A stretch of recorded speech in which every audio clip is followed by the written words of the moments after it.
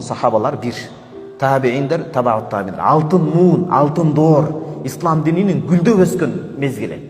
Ушул 3 muğundагы адамдар түнкү ибадатын экиге бөлөт эле. Булар Куранды көбүрөөк окуйт эле го. Куранды экиге бөлүшкөн. Биринчи кыраатут тадаббур, экинчи кыраатул хатм, тартил. Солдан баштайлы, тезирээк ылдамдыкта окушкан Куранды бүтүрүү максатында. Өтө тез эмес албетте ол. Экинчиси ар бир аятка токтоп, маанисине терең сүңгүп кирип, маани берип ой жүгүртүп окуу. Имам Абу Ханифа рахимахуллах мына биздин мазхаб башчыбыз жаман дегип деп атпайбы?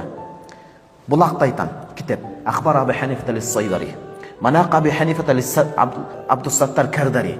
Мына ушул эки китепте келет. Имам Абу Ханифа рахимахуллах ыйлай берип дейт. Таң атканча көптөгөн түндөрдү бир аяттан өтө албай кайталап ыйлап чыгат эле дейт. Кайсыл аят? Жана Зилзала сүрөсүндөгү. Ким кыпындай жакшылык кылса да анын үзүрүн көрөт, ким кыпындай жамандык кылса да анын кесепетин көрөт деп келет го. Ошол аятты окуп, таң атканча ошол аяттан өтө албайт эле.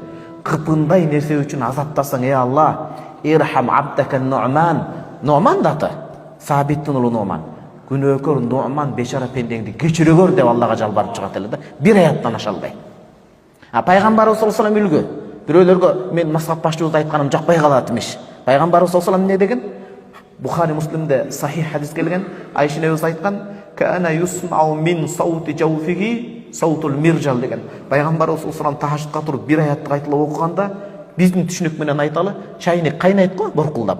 Жанынан өткөндө боркулдаган чайнектин, чайнектен ал убакта чай болбосо да, боркулдап кайнаган суунун баягындай үнү кылат деп угулат эле. Шундай ыйлайт эле. Демек, могул жүрөктүн оорусун дарылоо үчүн биздин жүрөктү күнөө кылган сайын каратак басат го. Ошону жүрөктүн ыы менен жууп тазалаш керек экен да. Ал үчүн эң чоң дары бул Алланын сөзү болот, Куран болот. Биз Курандын жээгинде эле жүрөбүз, ичине сүңгүп кире элекпиз да. Адам бактылуу болуш үчүн канча суроо келип атат мына. 1000ге жакын биз жетише албай, эми 291ге келдик.